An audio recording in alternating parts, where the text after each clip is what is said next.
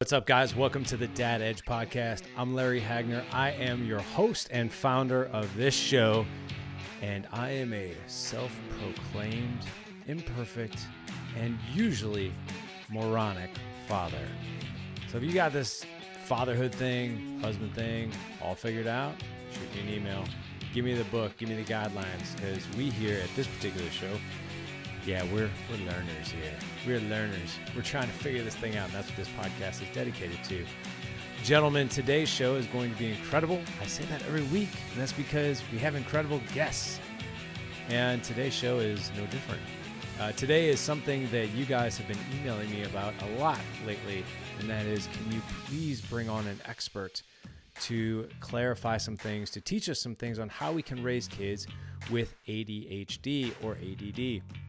And I'm proud to say that day is next year. I'm kidding. That day is today. So who I have on today, she is an ADD, ADHD expert, as well as kids with anxiety. In this particular show, I focused on ADHD only, and ADD, because that is what you guys have been emailing me about the most. We'll probably do a separate show on anxiety, but ADD, ADHD, finally have some resources and some clarification for you guys. As parents, if we're raising kids who have the diagnosis or this condition, it can be very, very frustrating for us. And sometimes because of the way our brains, kids are wired, and it is genetic, it's not their fault, and guess what? It's not your fault either. We don't know how to be the best resource for them, and that makes us frustrated. And when we're frustrated, we're not enjoying parenting. And when we're not enjoying parenting, our kids usually are not enjoying their environment very much. And it just comes down to the simple fact that when we are frustrated, we usually have run out of our skill set as parents. So this show is dedicated to give you some skill sets and also to inform you, you are not alone. We are in this together, and through education and knowledge, we can become better parents for these kids who have this condition. In some ways and shape and form, this can be something that can serve them on a profound level. If you guys know the Faster Than Normal podcast, I highly encourage you guys to check that out. It's a great podcast, especially for parents who either have ADHD or parents who are raising kids with ADHD. Again, Faster Than Normal podcast. But Angela Pruess is my guest today. She is a licensed child therapist and mom of 3. She created the website Parents with Confidence. How about that? Parents with Confidence. To teach parents the skills their child needs to live their best life, including emotional intelligence, positive discipline, growth mindset, mindfulness, art, nature, childhood mental health, and the therapeutic power of play. And in today's show, you guys are going to learn the 3 different types of ADD, ADHD. One is hyperactive, one is inattentive, and the third is a combination of all 3. And at the end of the show, what Angela really dives into that's highly valuable is, as parents, if you're raising kids with this type of condition, we can tend to feel pretty darn helpless. And she gives us a lot of really cool advice on how we can be better parents for these kids, how we can give ourselves grace, how we need to feed ourselves and educate ourselves so we can then selflessly serve these kids on an even more profound level, and we can set them up for success. But before we get into that, here is the iTunes Review of the Week.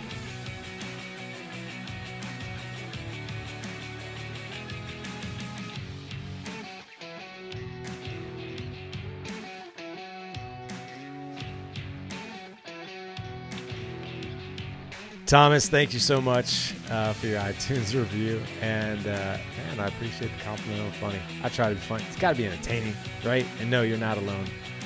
We all struggle to some degree, shape, or form. But yeah, we can all thrive when we're surrounded by the right people. I am very pleased to hear that you are considering the Dad Edge Mastermind, the Alliance Mastermind. Jump in there, man. Don't wait. One of the things that we say all the time is, don't start cooking dinner when you're starving. The time to do work is now, right?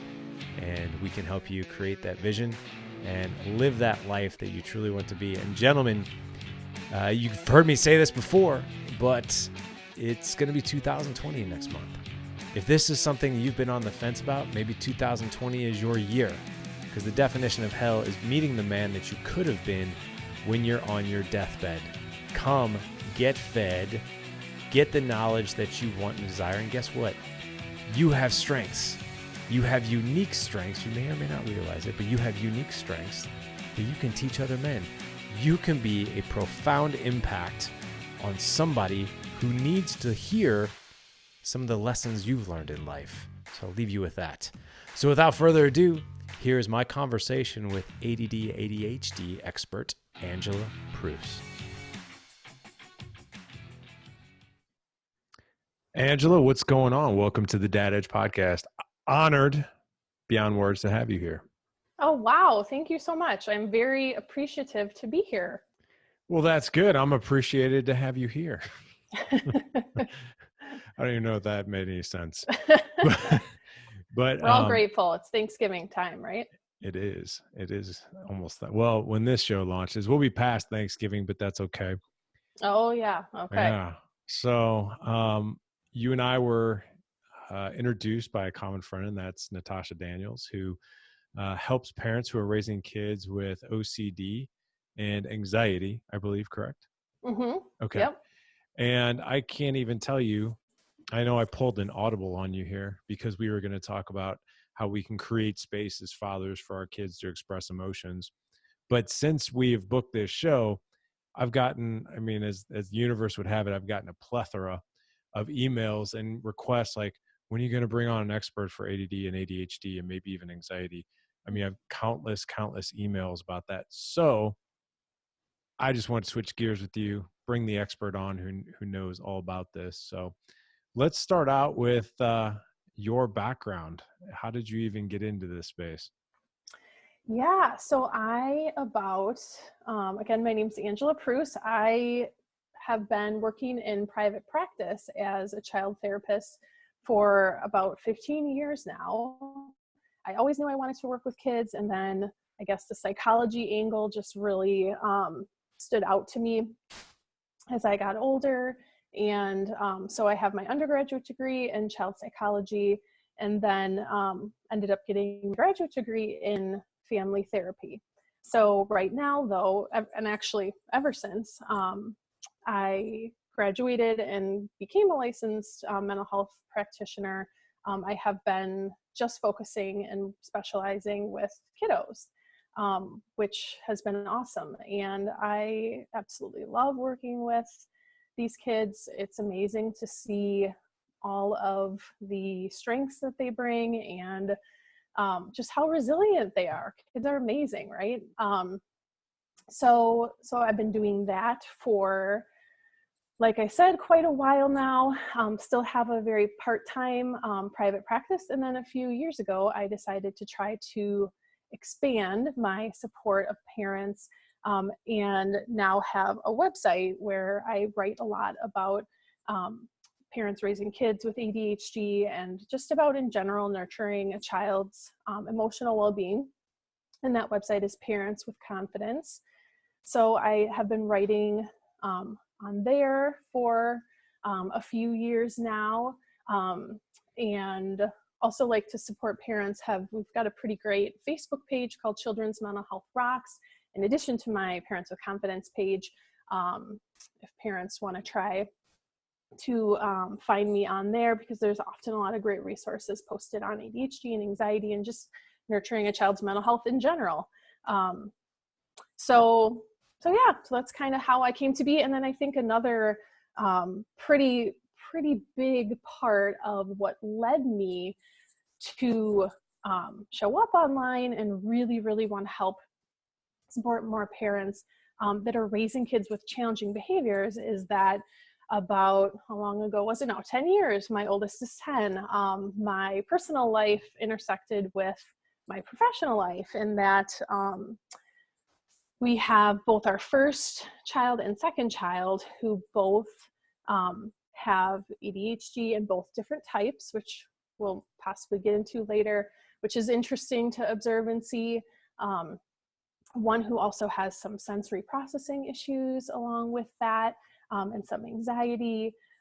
So really through my own journey of trying to raise them and support them and realizing that there was a major lack of information out there, and especially current, updated information that's based on what we know now. We live in a time where we're so fortunate to have information and research and science on the way that a child's brain works and how we can best help them to calm down and help them to regulate their emotions. So I decided to bring, this angle of this is, the approach that really is going to work best to connect with your child based on their neurobiology, based on, their personality and these challenges that they're having, and really bringing a positive discipline angle. Some parents may have heard of the term positive discipline, positive parenting. It has a lot of different labels, but that's specifically, and implementing that with these kiddos is really what I've tried to support parents with online the last few years. What's been the biggest pleasant surprise, and what's been the biggest wow, I didn't expect that? That's a little frustrating, disappointing. As far as Just what, all, yeah, just all your work. Like if you could look back on all your study and all your interactions, and it can be about the parents, it could be about the kids, or just wow, I didn't expect to learn this about ADHD or ADD and anxiety. And that's kind of, that's a bit frustrating. That's a bit concerning. That's a bit of a surprise to me. And then maybe some of the more pleasant things that you've learned, wow, I didn't expect that. That's kind of a cool surprise. Okay, so maybe some things I wouldn't have expected would be to see, which it does make complete sense, that because ADHD is a neurobiological disorder, this means something that is inherent in our biology, right? So you do see, I've seen so many instances where parents are struggling with similar issues themselves that they really have never been able to put a finger on, or really have never been able to identify themselves, which are really impacting the way that they can show up and support their child.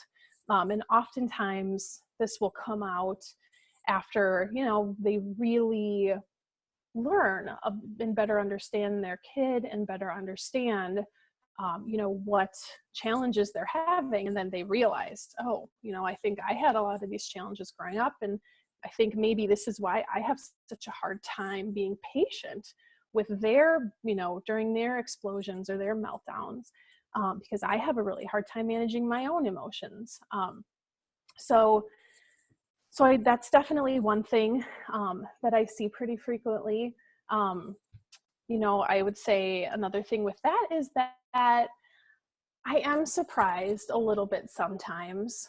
And again, it's one of those things where I think, I probably shouldn't be, but it's surprising how often parents come in to my office with this mentality of kind of expecting and wanting me to fix their child, right?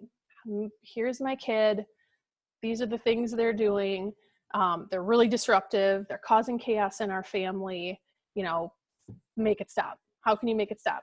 Okay, I'll see you later. And they're ready to head out, so to speak. And the reality of that is that parents have a huge role in really supporting their kids. And where that all starts is really learning to better understand the child and what's going on for them, and really learning about not only ADHD and what kind of challenges are showing up because of those symptoms, the ADHD symptoms, but just about their kid in general, about what drives them, what motivates them, kind of, knowing the basics of their personality, their temperament, all of those things is, we don't really do that work commonly unless we are called to or forced to sometimes with challenging kids, which is a gift, I definitely think. But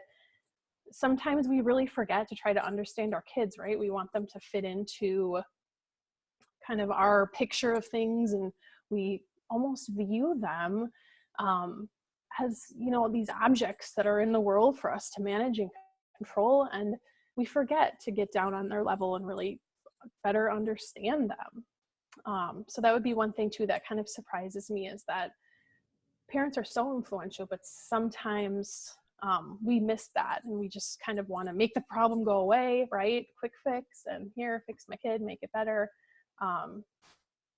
So yeah, and something that has been a great, a good surprise, I would say, has been how amazingly resilient, like I mentioned before, kids are. I mean, there are kids who, you know, will be quite a bit older, who end up, you know, coming into my office when they're in 5th, 6th, 7th grade, and are just really able to have an open mind and learn about themselves, and learn about, you know, this is how, there are some ways that my brain works differently, and that I might be a little different, and that's okay.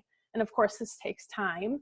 But, you know, it's amazing how it's true that little younger brains have high plasticity. They're very changeable. And so kids really can implement these strategies and really do the work and see big benefits. So that is always pretty awesome, especially, yeah, seeing kids who've had some really stressful life experiences and really had a hard time up until now. They just have an enormous sense of resilience, I think. That's very cool. I didn't expect that. And I want to get into that a lot. We're going to segue here into the three different types of ADHD, because I want you to go through that. Oh, okay. When I was doing my homework on you, that was just an aha moment for me. I'm like, oh, wow. Okay. Yeah, that really clicks. So I want to get into that. And then towards the back half of the show, what I'd really like to get into is you're right. I think most parents feel that, okay, yeah, my kid is acting in this way and I don't know how to manage it. So I'm very frustrated. Now they feel my frustration. And now I'm just frustrated that I'm even frustrated, because I shouldn't be frustrated. I'm their parent. And so we do this thing as parents where we're like, I should do this, I should do that, I should be better. And all the while you think you're going absolutely insane. The other thing that I want to talk to you about too is emotional resentment towards your kid. And I know that's probably a big topic, but when parents are dealing with this, I think in their own internal dialogue, from what I've heard from other men and just moms as well, is like, this kid is acting in a certain way, and it is so hard for me to manage my own emotions around it, because I of course love the child. I love him or her with all I have, but I can't stand and I resent the behavior that I'm seeing. And it's so hard for me to understand it, to manage it, to help them be better, when I feel like as a parent, all it's being done to me is getting kicked in the rear end, for lack of a better word. So I want to get into that and how you can maybe help us with some insights on how we can manage our own emotions and educate ourselves. And here's the other thing too, Angela, you know, when parents are around other parents and their kids, and like, oh, my kid is, you know, they're great at soccer and they have perfect grades and they have this and they have that. And it's almost like the social media highlight reel, and parents are just like, what am I doing? You know, we're like, what am I doing wrong? Like, what could I be doing better? Am I not enough for this kid? Am I not the parent that this kid needs me to be? I don't even know how to do that. How do I do that? And all the while you're just frustrated. So I'm sure you probably understand that. So before I ask you about those three different types of ADHD, does that all resonate with you? I'm sure you probably understand exactly what I'm saying. Yep, absolutely. Yep, there's a lot there to go through, but let's do it. Okay, cool. So explain to us, what are the three different types of ADHD? Yes. So a lot of people, as you mentioned, are surprised to find out that there are three different types. There's the hyperactive subtype of ADHD. There is inattentive, And then the third is combined type, and that means that you show characteristics of both. So the hyperactive type is stereotypically what we think of, I think, when most parents picture ADHD. We picture, I don't know, like a 7-year-old boy that's jumping around the room and can't control himself. So we picture a child that's very hyperactive, and that definitely is a piece of it, without a doubt. But there are so many other characteristics that go along with that that really don't get the attention they deserve, because then kids don't get those things supported in the way that they need. So kids that have the hyperactive subtype, impulsivity is a characteristic that goes within all of these subtypes. So a hyperactive kid is also going to have a very hard time stopping and thinking before they act. So just taking a step back here, with all of the subtypes of ADHD, ADHD is what's known as a neurodevelopmental disorder. So this means that there are differences in the brain structure and function that have been there since they were born. We know this now. This is no longer conjecture or, subjective opinion. Does ADHD exist or not? ADHD exists, period. We have science behind it. So, and with that, the area of the brain that's most affected is this umbrella of what's known as executive functions. And really what these are this broad range of skills that are just enormously important in everything we do throughout the day, and all of these tiny little interactions we have with our family, with our friends at school. It really leads into almost everything. And impulsivity is in that group, because what you'll see a very limited ability for self-control. So you'll see that the brain is very quick to jump, very quick to act, and then that often leads to making not the best decisions, right? So that piece is the impulsive piece, is the thread through all of them. Another huge part of executive functioning that I would say is the other biggest thread besides hyperactivity and impulsivity that is characteristic of all three subtypes is struggling with emotional control. So you'll notice a theme of really of regulation. ADHD is a condition that affects how someone's brain can regulate all these different functions, right? How they can regulate their attention. Sometimes they're not able to regulate or control for a specific goal or outcome. Regulate their attention. They're not able to, they'll struggle regulating their emotions, regulating their impulses. So that piece of emotional regulation, that is a real challenge. I think all families feel that in a really impactful way, yet it's really not mentioned much. The diagnostic criteria to me is it's outdated. I don't think it really gets at, when I say that, I say, like, if you go see a counselor, technically, if you look up the definition of ADHD, it's in this diagnostic manual that was created. I don't know how they update it, but it isn't great. So I feel like this emotional piece is something that really goes unspoken and that families really struggle with. So that is a huge characteristic of all three too. So moving on to the second subtype, this is the one, inattentive. Can I interrupt you real quick? Absolutely. I think this is so cool, just to interrupt you, because when you talk about executive function, I've heard you talk about this on other shows, and that is, so I think some of the audience are like, well, what does executive function really mean? So the way I've heard you describe it, and firsthand experience with this myself, is the morning routine. It's like, okay, you're supposed to get up, get dressed, get your teeth brushed, wash your face, get in the shower, eat breakfast, grab your stuff, do your hair, all these things. And yet you go downstairs or you go in the kids' room and they're staring at the wall. It's almost Mhm. like they can't. And I've even heard you say, quoting other parents, like, why don't you understand what to do? We do this every day. We just did this yesterday. Mhm. And Mhm. that, but you've explained this on other shows that is not how their brain actually works.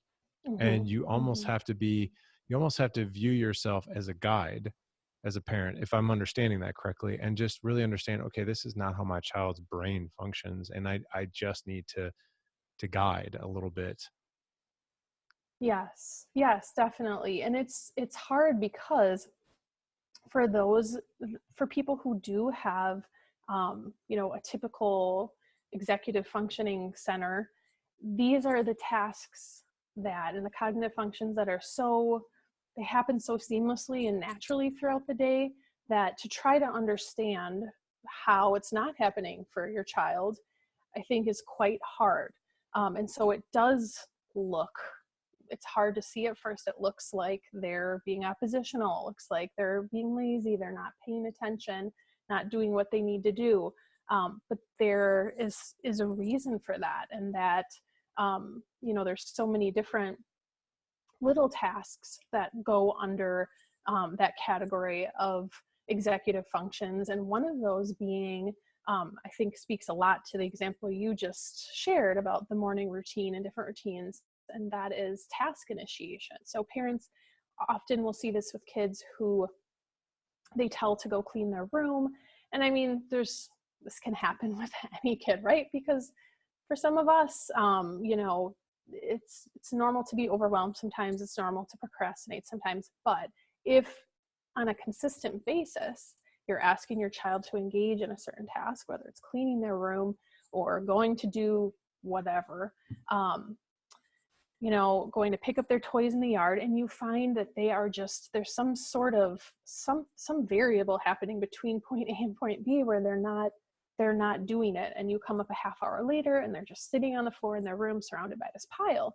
And right away we see that, and because these challenges are invisible, I mean, this is a huge piece of it, right? It's obvious that we can't see our child's brain, but we do tend as humans to jump to what we can see, what we can observe, and react to that, and we miss this invisible piece that's playing a huge role for our child, that they literally are struggling and they don't know, their brain doesn't know what to do first. So they see their clothes, their toys, their everything, and they literally are done there. They're stuck. They don't know where to start. Whereas, when I walk into a room, I know right away, my brain like that will do okay. Especially, oh my gosh, in a huge, like in our playroom or one of the kids' room, it's like, okay, first superheroes, then books, then this, and you figure out what you're going to do, and your brain will help you plan it out and help you organize the information that you're taking in, and help you to then, okay, so what do I do first? So that's task initiation. You have to figure out what to do and then what that first step is to doing it. And this stuff happens very seamlessly, with intact, without delayed executive function. But it makes a huge difference if you do have these delays. You are going to be paralyzed and you are going to need more supports, to help scaffold those skills and to help build those skills little by little. That's relieving to know. And I say that because, one of my boys has this, and Okay. the exact same thing. Like, as of right now, like last night, we went in his room, and his room is just like, it's like a pigsty. It's crazy. So we're like, okay, you know what? Here's what we're gonna do. He's at that age too, where he's 11, and he needs to have like kind of his space, and his space is important. And we're like, well, how do you want your room? Like, how do you want your room to look? And what do you want your space to look like? When you come in your room, what would make you feel good? So we're in the Awesome. process of doing his room, and we came in his room last night, and it literally looks like a bomb went off in it, and he was organizing his football cards. And Oh, his football cards, didn't really need to be organized. And I was like, what are you doing? And he's like, I'm organizing my football cards. And we're like, well, are your football cards the thing that really needs to be organized? Because they're just in a drawer. And I don't think he really even knew how to answer that. But what I took from that was, this is the one thing that I feel like I can control in here. Perhaps maybe that's what he was feeling like. Okay, sure. like I don't even know where to start. There's stuff everywhere. Like, oh, my football cards, I can do that. And Yeah. it wasn't even something that needed to be done. But yeah. Yep. Yep. Definitely. And that prioritization is a piece too of executive functioning. What should I Oh do yeah. first? Right. Yeah. Yeah. So let's get to the second. Yes. Okay. So with the inattentive subtype, there are more girls statistically that will have the inattentive subtype. That being said, there are plenty of boys with it. And then to step back to the hyperactive subtype, I think there might be a tiny fraction more, a little bit more higher rate for males, but there are plenty of females who have the hyperactive subtype as well. So as far as the inattentive goes, really this one presents itself really different in some ways. And with the inattentive subtype, it's so common for kids to come into my office much later on when they're in, third grade, fourth grade, fifth grade, even middle school, even high school.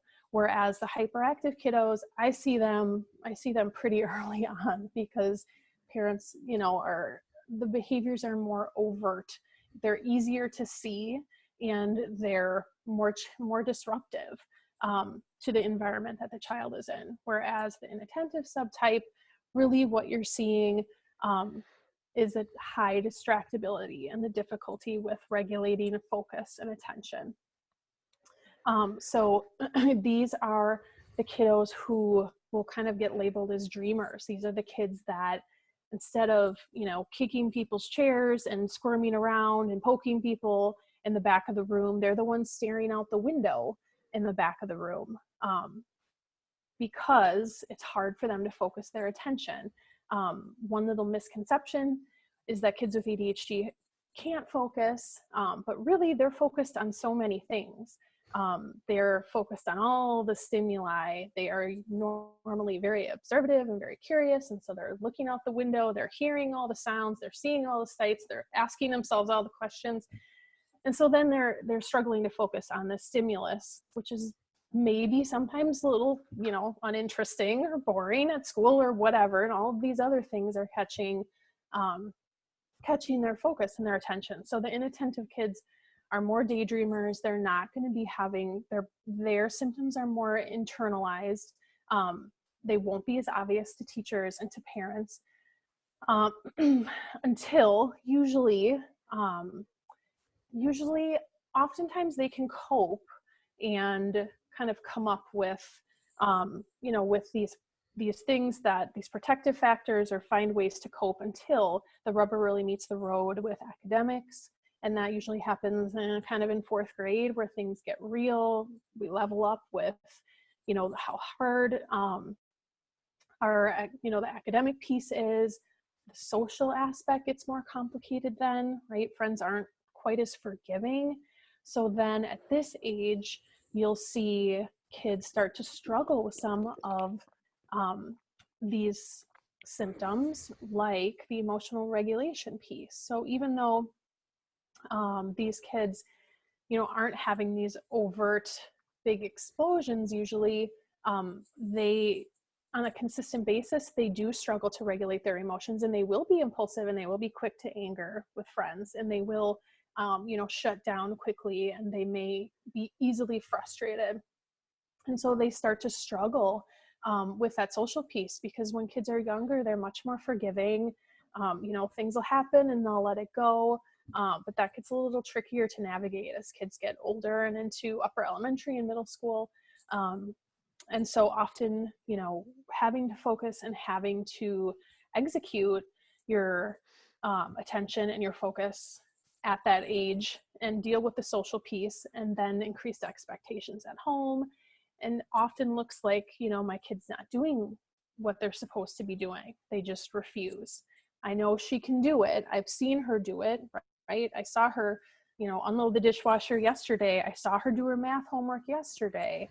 And I know she knows how to do it, but why is she not doing it on a consistent basis? And why is everything a battle? And why am I having to nag them?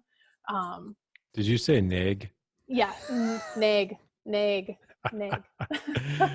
You said before we were getting the accent. I can't kick it. Yeah, you said before we got started, I would hear the Wisconsin come out. I think I just did. Yes. I was trying to think of another word for it, nag, but I can't right now. So often this looks like parents having to chase down their child, follow up with everything, put your stuff in your backpack. What are you doing? Why aren't you doing your homework? You're supposed to be doing your homework right now. Why didn't you do your chores that you're supposed to do, household expectations today or whatever? Why do I have to ask you a million times, right? Why is your homework taking so long? Why can't you do these things without being asked? They seem like these really simple things, and there just often is this big disconnect between, knowing that the child is really struggling with these invisible factors.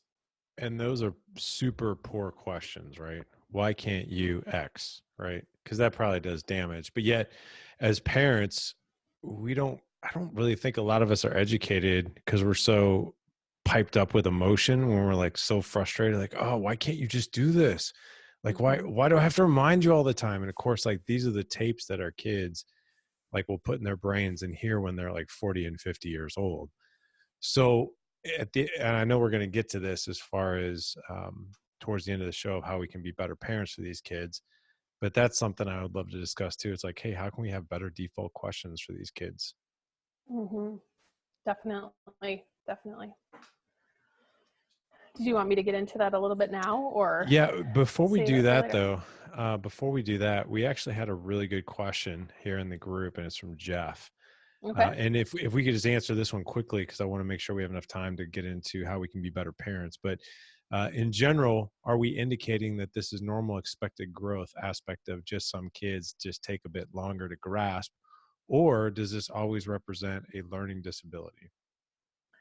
Okay, that is a great question. So just to really quick round off the last, what we were talking about as far as the subtypes, the last subtype is the combined type, where, surprise, you see symptoms from both of the other subtypes. So this is a great question to play off that, because, of course, some of these behaviors, some of these things show up within regular development. How do we know when we need more support? How do we know when this might be a hardwired issue, which essentially is that these executive functions within a child are delayed by about 3 years, give or take, is usually what you see. So it's not that the child isn't capable of them, and it's not that they do not have enormous potential to grow and hone on those skills, but usually throughout childhood, they are lagging a couple years behind.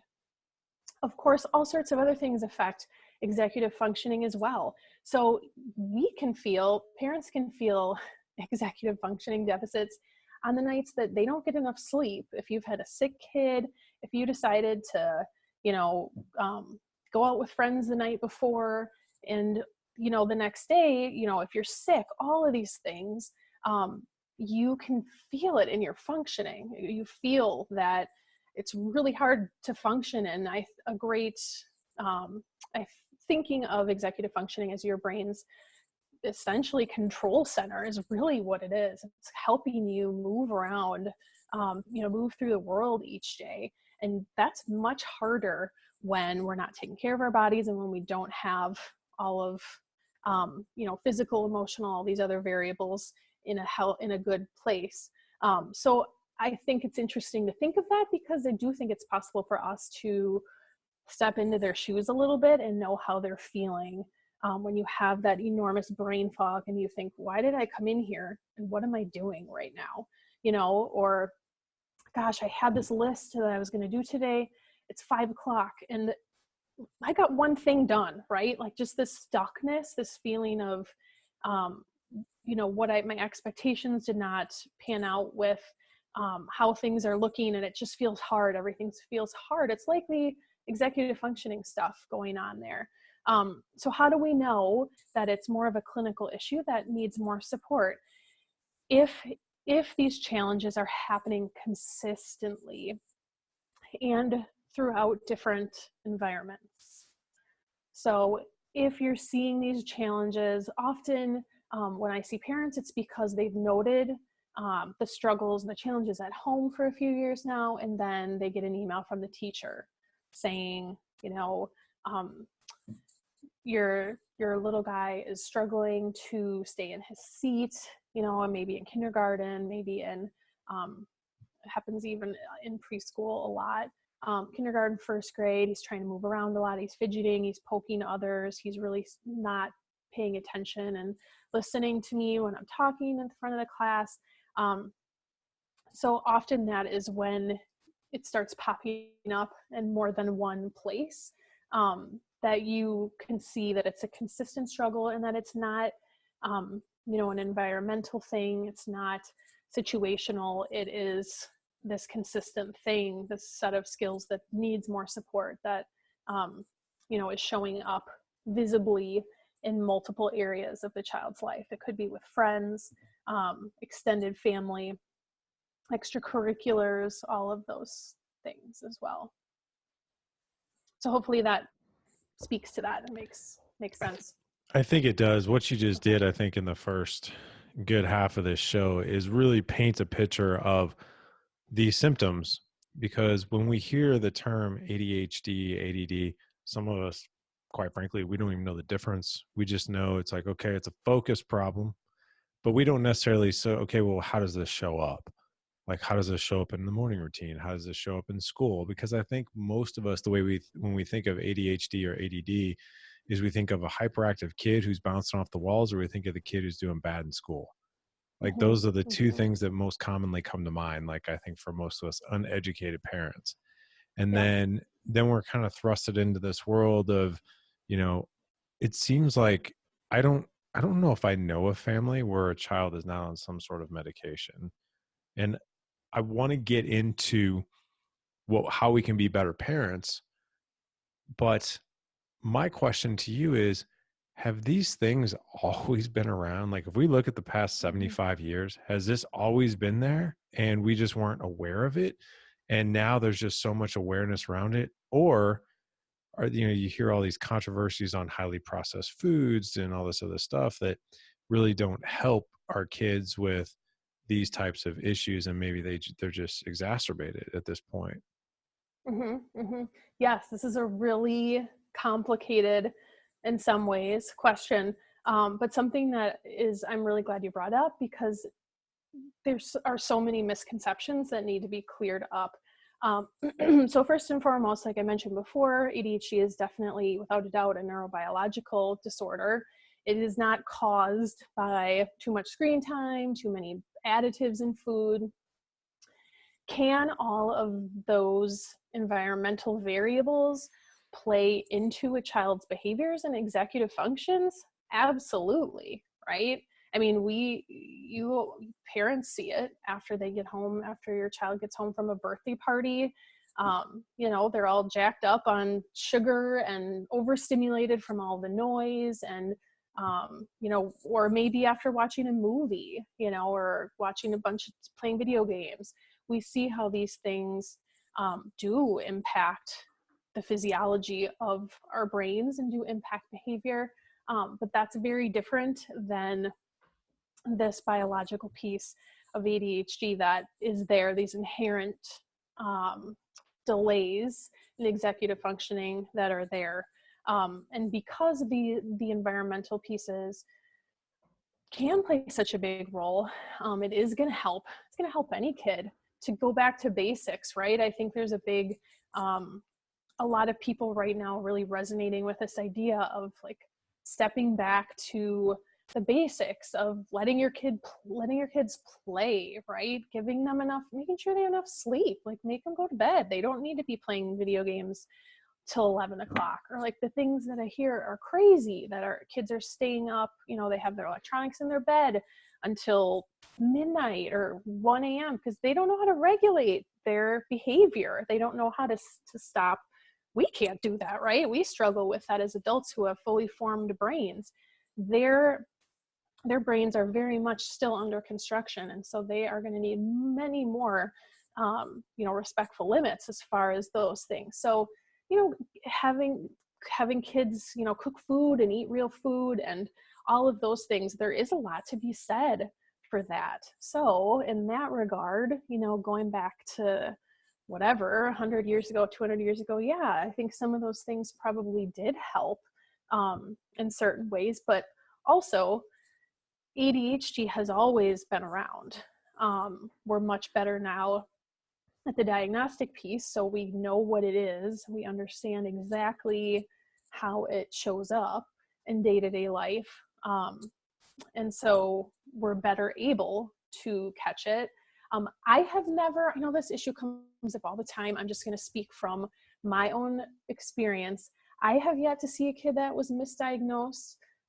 But I know that there is a lot of thought out there that there's a high rate of misdiagnosis, which I'm sure does happen, and can happen from kids that are struggling to regulate themselves due to all sorts of things. Trauma plays into that, and trauma, if you experience that growing up, that really affects your executive functions as well in your brain development.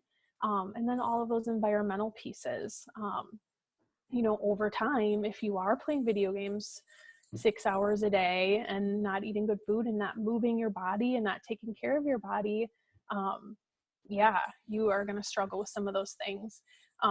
So I'm not denying that misdiagnosis happens, but just for me, I've never had an issue with that, or it's never been where I see a kid and I'm not sure. Like I know, or not usually after a certain period of time, if that makes sense. That makes total sense. Gosh, this has been so enlightening. Seriously, I feel like you're the guest that I've been waiting to have this conversation with for 4 years. And I feel like all the questions that these guys have asked, not questions of me like, oh, hey, do you know? Because I obviously no expert, but you'll hear these behaviors that these guys are dealing with. I mean, we've got this huge Facebook group that we're actually streaming this podcast live through right now. And these guys are posting all the time. Hey, I can't get my son to do this. I can't get my little girl to do that. I mean, the grades thing, the issues, I can't get my son to even care about like all these different things. And we're just, as parents, we're like, oh my gosh, like when I signed up to be a parent, I didn't know it was going to be like this. And that's what I want to get to next. And I'm a big proponent, and you have got to fill your cup first, because otherwise you can't selflessly serve and lead, these kids and your family. I'm a big proponent on health, fitness, proper sleep, good foods. But sometimes, and you're absolutely right when you said when you're not getting those things, it can, or if you're drinking too much alcohol, eating really bad foods, like, oh my mood goes just down the drain. Mm-hmm. But even when I'm at like my peak, to where like I feel good, I feel rested, I'm eating good foods, I'm doing things that I know are going to serve me and serve my kids. And I can speak for all of our guys and their wives too, where you're just like, I'm going nuts. with this kid and myself. And I think more or less myself, because we point to the kid and it's like, why can't this kid do X? And all the while we're like, well, maybe it's me, or how can I be a better parent? Maybe I'm just not cut out for this, or maybe, and then that frustration and that emotional burden then falls back on that kid because they feel that, you know, Absolutely. and nobody wants that. Like when you signed up to be a Mhm. parent, like, and then you're just like ridden with guilt and you feel so incredibly helpless and so lost, and you just don't know what to do. And oh, by the way, you better not talk about it because everybody else's kids, they're doing great, you know, good grades, Yeah. star soccer player, all this stuff. And here's my Yep. kid Yep. struggling. So how do we deal with that? Yes, that is a lot to unpack. I would say the self-care piece is definitely huge, because you're not going to be able to show up in the right way for your kid, if in a mindful place where you are responding to their behaviors and not reacting. And we can talk a little bit more about that later. But definitely, if so, that does have to come first, really. And then from there, I think the next step that really opens the door to changing the dynamic and really turning things around with a child is really seeking to better understand them. We have this crazy idea that we can do the same thing as parents with different kids and expect the same outcome. And it's just crazy because our kids are so different. Their temperament, their personality, all of their, we all have the same basic needs, but kids have we each have different primary needs. If you think of it as kind of like the love languages a lot of people have heard of, we all have different needs that are more central and primary to us.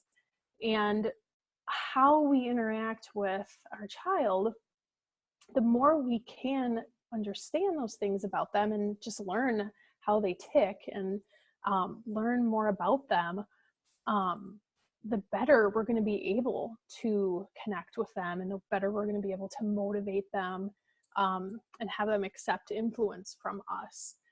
But we can't figure that out. We can't do that until we become an expert, so to speak, an expert on our own child. And for kids that are more complicated, some kids are more complex, and the parents that are listening right now, are likely the parents raising kids that are more complex. And that is something that most of us weren't planning on when we decided to have kids, but it is something, if you open yourself up. And I know that a lot of your audience, a lot of the dads are open to this because this is really aligns with the work you do as well. But if you're open to learning and really doing things a different way and having a humble, open approach instead of this omnipotent, all-knowing, as the parent, this is what you do as I say and don't do as I do. And that's definitely not going to fly with some kids.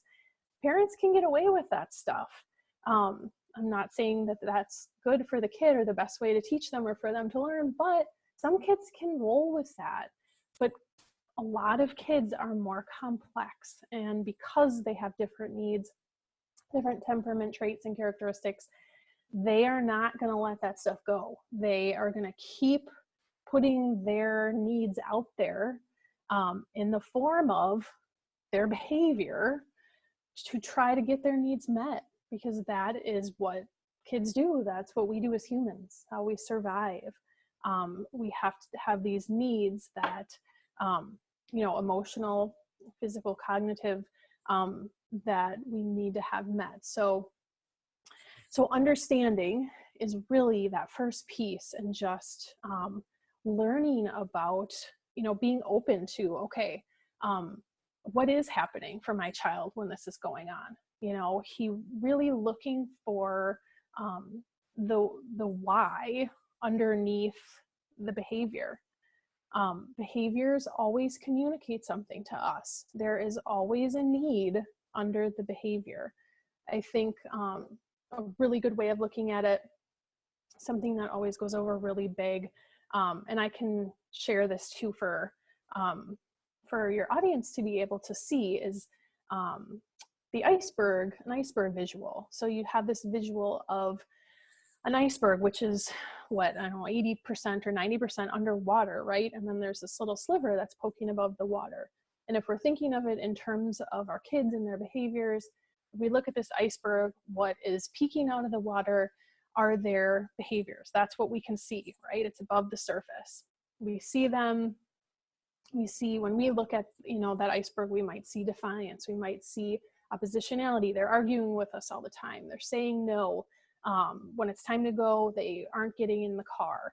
But then underneath the water is, this huge percentage of, there's all of these things going on, all of these drivers that are factoring into the behavior we see that's coming out, right? That we can see outwardly. But what are all the internal factors going on for this child? And so all of those pieces are things, all of those pieces under the iceberg are things that we've touched on. So, executive functioning deficits, diet, food from the day, sleep, sensory needs, right? Some kids don't like loud noises, and some kids don't like certain ways to be touched. And there's all sorts of things, right? Developmental level, how old is the child? And knowing all of these things and just learning, it sounds like a lot, but if we can learn about our kid, we can better understand this tiny bit of the iceberg that's causing chaos and throwing us into this huge cycle or vortex of negativity.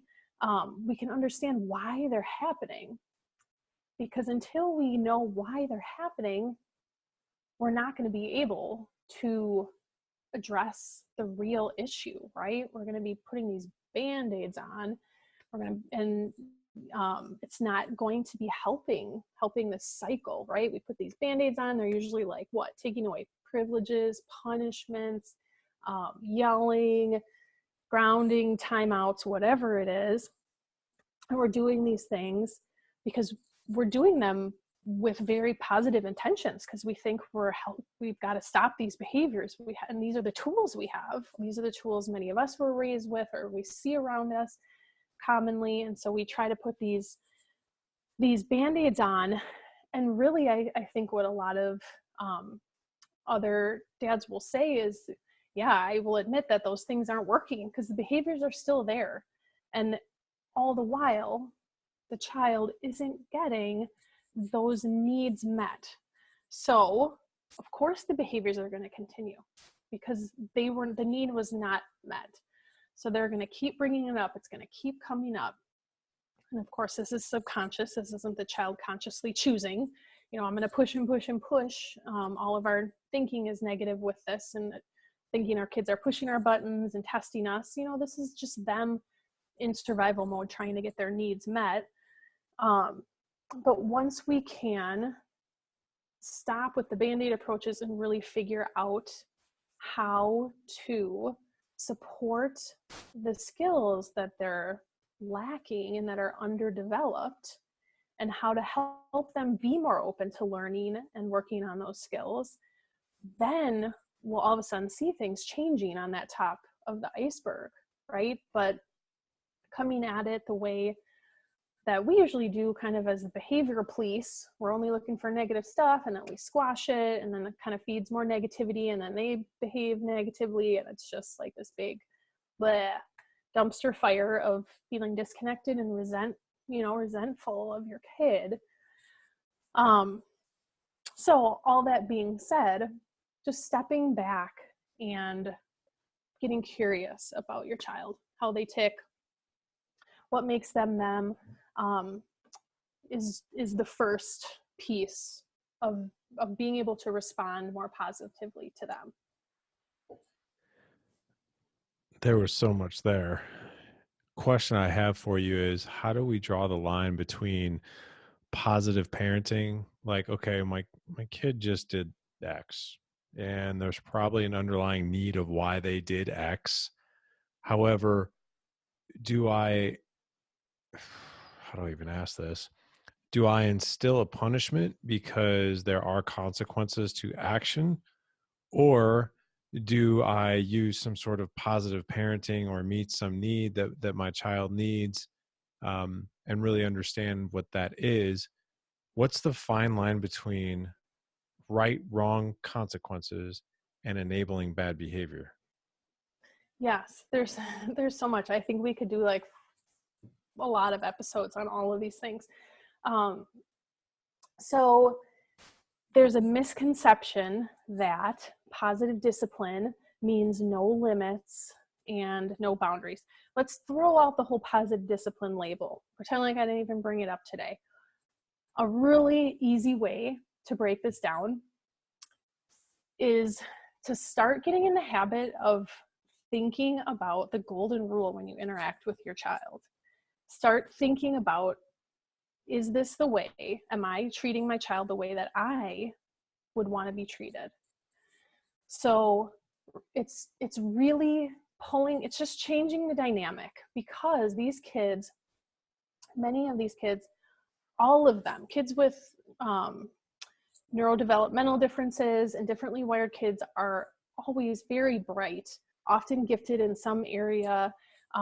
They will be lagging emotionally in some areas, but then in other areas they're advanced and they might love talking to adults. They might thrive, they might be in a science class 3 grades older than theirs. They might have a killer sense of humor. They have all of these amazing traits. They want to be respected. They want to be interacted with in a positive way, just like we do, right? Your kids are human, just like we are. And I really think when we start flipping the script on, well, how could I have handled that differently with my kid? To think about, well, how would I want to be approached if I messed up? How would I want to be approached if I was at work, if I was having a crap week and I was not getting my stuff, I didn't get my report in, or whatever. How would I want my supervisor to address me?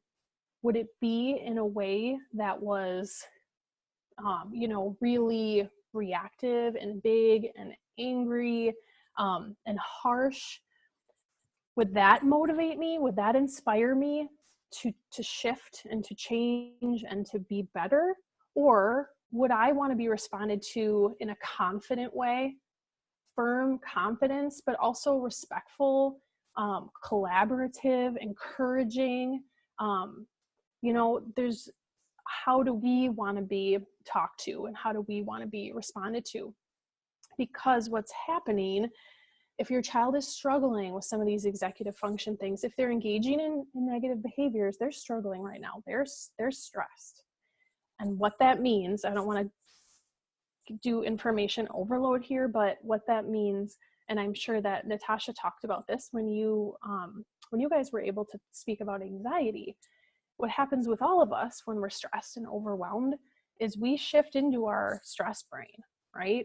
We go, and you have said this a lot today, that parents, we can be very reactive to our kids that exhibit these challenging behaviors, and we get really angry, and we do the things like, why can't you do this? Why do I have to ask you 20 times every time? Why can't you just do X, Y, Z?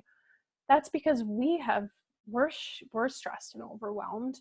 And what happens to our brains is, to break it down in a super simple way, we have our thinking brain, which is up here, our frontal lobe and our prefrontal cortex, where all of those amazing executive functions are, all of the things that help us do life in an intentional, good way, all the things you're growing, in the toxic and all of your work.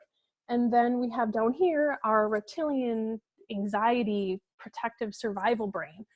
And when humans get stressed and overwhelmed, the thinking brain, we see this in fMRIs and different types of brain scans, we see that the prefrontal cortex goes offline. That's when we say things we don't want to say, right? We do things we don't want to do. We're in our stress brain. And the point of this being, when your kid's overwhelmed, when they're engaging in negative behaviors, they're probably already there. And this is what I like to call like the yellow zone, where they're just a little bit off their nervous system. They're getting agitated. If you think of like a anger thermometer or a frustration thermometer, right? It's moving up, and we can see that their level of overwhelm, frustration is growing. And then we come at them in an aggressive, kind of confrontational way, right? Because that's what we're supposed to do. We're supposed to control our kid, and we're supposed to, have this exert this power. And what that does is it really makes our kids shut down even more into that brain.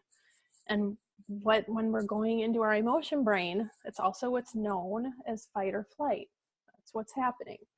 So your kid is either going to fight, which means they're going to dig in more. They're going to say, I don't care if you take away that. You're stupid. I hate you. And they're going to run away. They might hit you. They might throw something. Or if they're in flight, they might shut down, right? They might go silent. So the way we definitely, kids need limits. They need strong boundaries. And they need discipline, the root word of discipline is disciple. It means to teach. They need us to teach them how to do things in a better way, right? They don't need us to show up with our emotions, explode everything, get mad at them, give them a punishment out of our own emotional reactivity, right? And then usually move on. But we forget this huge piece, which is the teaching piece. So we forget to come back and say, okay, let's talk about this morning. Let's talk about what was going on for you. How are you feeling? I saw you were, clenching your fists, and you were throwing stuff in the, the mud room when you were getting your shoes on for school. What was happening for you then? And we need to talk about how you handled that, because I know that wasn't the best way to get your anger out or your frustration out, and then really teach them, why what they did. They usually know, but to just give them the context of, okay, think about it this way, buddy. Everyone's getting ready in the morning. Kind of what you're doing in there really affects everyone. And so it's really important that, we figure out a better way so that we can help the family and just figure out a way how to get everyone's morning started on the right foot. So let's talk about how we could do it different next time. And then actually giving them some skills and practicing some skills and asking them what ideas they have, and making a plan. So then we're able to approach it more proactively. And so it's not always this big catch up, like this big, there's this big fire, and then we try to put it out, and then another fire pops up. Really, how do we help give them those skills and teach them and connect with them, motivate them, encourage them so that they really want to change? They don't feel forced. They don't feel manipulated into changing. They really want to, because they see that you see good in them and that they want to do better, because kids want to do good. There's no reason that they don't want to be in your good graces. We all want to do our best. So always erring on that, assuming your child is doing the best they can is really, really powerful, and will affect a parent's mindset a lot. And then how do we really teach them and connect with them? It's a lot. So we'll let that lie for a minute and see. Can I share a humbling story with you? Of course. An epic fail, and then finally, after, I'm a slow learner, so there's that, Angela. We all are. But yeah, just an epic fail, and then I just finally had this aha moment, and it helped turn the corner. So I have 4 boys. I didn't tell you that at the beginning. I have a 13, 11, 5, and 3. Okay. My 11-year-old, and no kidding around, this has been going on for about 10 months. My 11-year-old doesn't like to get up in the morning. But then again, kind of who does, right? But he is notorious. Now, he's the type of kid too. School comes pretty darn easy to him. Athletics come pretty easy to him. Social interactions come pretty easy to him. There are some things that he does struggle with, and one of them is getting him out of bed. He's also, I'm really interested in your course of strong-willed kids, because he's definitely a strong-willed kid. Okay. However, for the past 10 months, he just does not get out of bed. And we have tried everything. We've tried incentives. We've tried punishments. We've tried no screens 2 hours before bed, earlier bedtimes. We've tried positive ways of getting him up in the morning, pulling him out of bed and hugging him in the morning, only to come downstairs 10 minutes later to find him back in bed. So, like, no kidding around. We go downstairs. We have one like this too. So I know what Okay. you're saying. But I'm not the only one. I'm sure I'm not the only one. But this is where the story really takes a turn, because I was away about 2 months ago in Cleveland for a week, and my wife has literally, I go to the gym in the morning, so I'm usually not home to wake the kids up. I'm home right after that. And then my wife is usually like, she's in fight or flight mode like every morning, to the point where she dreads getting up out of bed. She's like, I hate mornings because he won't get out of bed. I'm trying to get the other three. My 13-year-old gets right out of bed. I'm trying to get the two little ones out of bed. I'm going down there 5-7 times, and I feel like I'm going to kill this child for the more times I go down there. Then after he leaves, his problems are over, and I am just pissed off for hours. So I was away in Cleveland for this week, and I took some training on a style of leadership and coaching facilitation called appreciative inquiry, which is, I won't get into that, but it's all about asking better questions and facilitating the best in people. And so my wife, she called me when I was in the airport, and she was like, you're going to come home to 3 kids and not 4, because I'm going to kill this kid. Like, it's been a week of absolute hell. He has not gotten out of bed. And there was every part of me. I said, put him on the phone. And there was every part of me that said, dude, I told you before I left that you better get out of bed. You didn't do it. You're grounded, and instead I was like, okay, take a breath. I was like, we're going to have a talk when I get home. He was like, am I in trouble? I was like, you're not in trouble. I was like, we need to talk when I get home. I came home, and I sat in his room, and every part of me just wanted to be, I was so angry, but there was every part of me that just wanted to unleash a punishment on him. But I'm like, for the past 10 months, this has not worked. Why would it work this time? So I just sat with him, and I said, hey, why is it important for you to get up in the morning? And he had all these external factors like, oh, I'll miss the bus. And I don't like mom yelling at me. And I don't like you yelling at me. And I don't like cold water being poured on me, because we did kind of resort to that a few times too. And he was like, and then I'm late for school. And then, and I was like, that's not what I asked. I was like, why is it important for you and just you alone? And he was just like, I like taking showers in the morning. And when I don't get up, I don't get a shower. And I really like eating breakfast in the morning. And if I don't get up on time, I have to skip breakfast. And I hate that. And I was like, okay, if you could wave a magic wand and just design your best morning of how you would get up, what would that look like? And of course, being the dad and being the guy and the problem solver, like, I had all these things ready to tell him or suggest to him. And I allowed myself to get in my way and tell myself to shut up and let him answer. And he came up with a way better idea than I did. And he said, since I've been listening to my Amazon Echo, I hear these ads in between the music, and some of them are like super inspirational. Like, I hear The Rock or I hear Arnold Schwarzenegger. It's like 60 seconds of like just something really uplifting. And he's like, I really like that.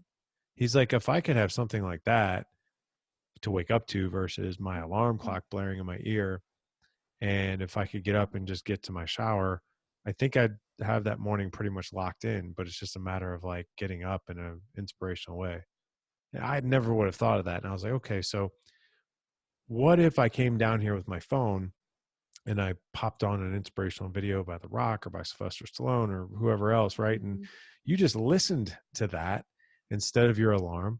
And I sat at your desk and I did my journaling of the morning and planned my day. And when that 10-minute video was over, I gently got you out of bed, gave you a hug, and then I walked you with my arm around you to the bathroom. I turn on the water for you, have your towel ready for you.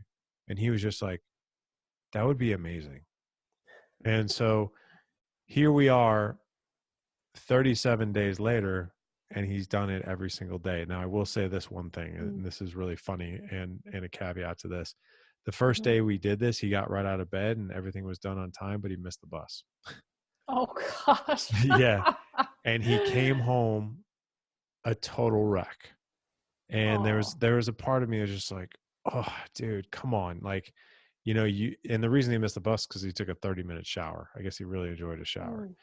And so there's every part of me that's like, dude, come on, man. Like, but I didn't. Instead, I made him one of these, which is a praise card.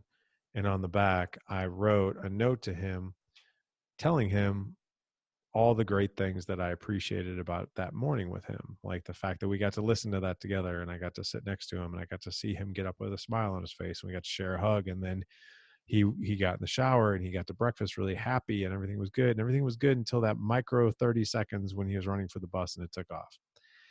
And he came in my office after school that day, and I gave him this praise card, and he was like, am I grounded? I'm like, no. He's like, am I in trouble? I was like, no. And he's like, so you appreciated those things about this morning? I was like, yeah. I was like, you did great. I was like, and what are you going to do different tomorrow? And of course, immediately I wouldn't be like, dude, you're taking a 10-minute shower tomorrow, not a 30. And I was like, what do you do different tomorrow? He's like, I think I'd take no more than a 15-minute shower, maybe 10. I was like, perfect. Let's do that. And he walked out of my office and he just felt really all of it was his design. All of it was his idea. And it didn't come from punishing him over and over, which I was so guilty of. I was ready to pull my hair out because I was like, if I punish this kid one more time, the guilt of me alone is just going to be overwhelming, not to mention the fact it's not working, but I don't know what else to do. Yeah. But that is what finally worked, is taking it back to that teaching moment and asking him to design it. There you go. You could have just told that story and you had everything in there. There's so many amazing things in there. I don't even know what to address, but that is it. That is everything right there. It's all in how we show up, right? How we show up, from how we view the challenge starting out. If we're open and we're curious what's going on for our kid, right? That totally shifts our mindset. We can figure this out together. It's this teamwork mindset instead of I need to do XYZ to my child, right? And we do default to that because those are the tools we have. And they also come easily, they come naturally, they come out of our own emotions and our own reacting, but showing up and really asking him to take responsibility, right? Having him reflect on, well, why do I not want to do this? We so often don't give our kids the time to do that because we tell them why they shouldn't want to do this. Like you said, right? We want to fix it. And dads really like to do this. They really want to come in and fix everything, and they have all the solutions, and you do have a lot of those solutions. But guess what? Your kid is not going to care or listen until you are showing up in a way where they feel respected and you want to hear their solutions too. And then they feel comfortable then, asking you or accepting your influence, unless you're forcing them. But we don't want to do that, right? We don't want to be in this forceful dynamic. We want our kids to want to come to us and to want to know what we have to offer. But you showing up and asking him, oh yeah, what is my stake in this? Why should I care? Oh yeah, I do care. Okay, because I've just been stuck in this cycle, and it's habit, and our brains love to stay stuck in habits. So, oh yeah, I actually do care. So now all of a sudden I'm actually motivated in its intrinsic motivation. It's genuine, authentic motivation that's driven by your child and what they want, and not external motivation, which is often threats and fear, right? And control. Which kind of motivation do we want our kids to have, in the future? Of course, we want them to understand how to get to that point where they can figure out what motivates them and why they want to be better. So that was amazing because he realized, oh yeah, I do want to be better for XYZ reasons. He had critical thinking. He reflected on his own actions. And then that amazing strategy that he came up with. Our kids have so many insightful answers. If we can just like close our big mouths, right, and make space for them to share some of their wisdom. They actually know themselves and all sorts of things about the world that they have to teach us. But the fact that he came up with that amazing strategy, and then when it didn't work, because yes, nothing's perfect. It's not going to be this panacea that makes life perfect forever. And parents say, we tried this, it worked for a few weeks, and then it stopped. Yes, it's definitely not a thing where, you know, we can do this strategy and it's going to be foolproof every time. It's more of thinking of a new way of approaching it, and it's just a new relationship and a new way of looking at the dynamic as a partnership, and it's a collaboration. And of course, you are still the authority. You still are the leader, the strong leader. I think it's helpful to think of, again, how would we want to be treated? But leadership, you know, what are the qualities of a strong leader? Those are the qualities of a strong parent too, right? Because kids are humans too, right? We're still interacting with humans. They're younger, but they still want to be treated like human beings. And then the last thing that really struck me as being really, really amazing was how you did not choose to focus on that one. There were so many positives in that morning, but he still missed the bus, right? We love to focus on the negative stuff. And it's been really interesting to learn more about why that is. There's actually reasons why. I don't know how much you've gotten into the mindfulness field, but the more we learn about our brains, we know that our brains are wired for survival, not for surviving, not for thriving, so to speak. So because our brains are really kind of always scanning our environment for threats and scanning for anything that could cause us danger, we do have what's known as a negativity bias, which is why we notice the negative more. We remember negative memories from childhood. Often people will say, oh yeah, like those are the memories that there's a couple that really stick and they're really negative. You know, why is that? So we have to train our brains to focus on the positive. Otherwise, we go back to being these negative animals, right? That just focus, our animal brain wants to focus on the negative. So the fact that and that's what we do, right? If our kid brings home a report card and there's, 4 A's and 1 C minus, what's the first comment that's usually made, right? What are we going to spend the most time talking about? And how we react and what we talk about and feed energy into will grow. So the fact that, and that all plays into this negativity vortex, right? We focus on these negative behaviors and we pour gasoline on the fire with our own emotions, and we try to, extinguish them with these other approaches of negativity, when we really need to think about what we're giving our time and energy to. And the fact that you just focused on the positive and let that other thing go, that opens up all this space for him to feel proud. He even, right? It's teaching our kids to focus on the positives. He wanted to focus on that negative piece. He said at school and thought about that, like, oh crap, I did all that stuff. This one negative thing negated all of these positive things. We don't want our kids to think that way, right? We want them to focus on the positive. And that's a habit that gets built, right now when they're growing up, by us modeling that, focusing on the positive. So that is absolutely amazing that you were able to do that and focus on that and make that shift, and then let him feel proud of his achievements. And then I'm sure that he built on that, right? Then the next day and the next day, instead of going into the next day feeling like crap about himself. Kids do better when they feel better. We don't have to make kids feel worse about themselves to do better. That's not going to work. It's this really bad, harmful misconception. We need kids to feel good about themselves and believe in themselves in order for them to show up as the best version of themselves, right? Like with you or I. Yeah, agreed. I mean, I think it's safe to say that every adult out there thrives in a positive environment. I shared that story for a couple of reasons. I shared that story because I thought it really hit home some of the things that you were sharing as far as our strategies go.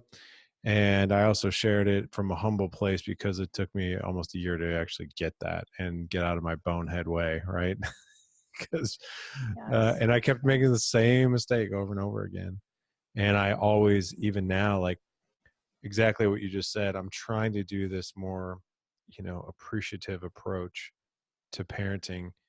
And I always, I always have talked myself out of going back to my default, which is pointing out the things that are wrong, and but no, I appreciate you coming on. Just so everyone can find where you're at and what you're doing, and if they want to get more information on just resources that you have, I would love for you to share those. Oh, great. Yeah. So my website is parentswithconfidence.com. And if you go there, you can join my weekly email where I share all sorts of strategies and tips on raising emotionally healthy kids, touching on all the things we talked about today, figuring out better mindsets to approach parenting, helping really understand why our kids do what they do, how to motivate them in positive ways that will we gotta like back up here and look at the whole lens of parenting, or look at the whole picture with raising a kid, right? It's not about right now, it's making this behavior stop. It's how do I grow this child to be successful and fulfilled and thriving out in the world someday. So I talk about all sorts of tools that lend themselves to that goal. So I'm at parentswithconfidence.com. And we also have a really active, awesome Facebook page, which is under the same name, Parents with Confidence, for more mental health resources. My Facebook page name is Children's Mental Health Rocks is the name of that. Yeah, and like you mentioned, I have a brand new course for parents with strong-willed kids, which often align with kids who have neurodevelopmental delays or differences, because a lot of their primary needs and behaviors are very much aligned. So I'm delivering that course right now, which also has live coaching, and that has been amazing to be able to walk through and guide groups of parents with that right now. And that I'll be starting another session in the spring. So if you get on my email list now, then you can stay in the loop with that as well for anyone that kind of wants to dig in a little bit more and go through a 7-week journey. It's called Confident and Connected, going really from being overwhelmed and kind of in this negativity vortex to feeling, connected, rock solid connection with your kid and confidence in your parenting, not that guilt, going to bed with that guilt at night, right? That you spoke to so well. So yeah, I think that's about it. That's awesome. Well, we're going to have all your links in the show notes, and appreciate you coming on. This particular show is episode 244. So gentlemen, if you liked what you heard today and you want to get in touch with Angela, you can go to gooddadproject.com/244 for this episode. I'll also have all kinds of resources for you in the show notes, as well as far as how to connect better with your wife, how to have better connection with your kids. Also, the Dad Edge Facebook group, which is we stream this live right through the Facebook group so you guys can interact on it. And as well as YouTube. So our YouTube channel is now active, and that's the Good Dad Project. So follow us over there if you not only want to listen, but watch as well. So Angela, thank you so much for coming on. Of course. Thank you so much for having me, Larry. This has been great and lots of fun. It has been a lot of fun. I hope the conversation continues. Yes, definitely. We always have room for growth, so the conversation should continue, right? Absolutely should. Absolutely should. Yep.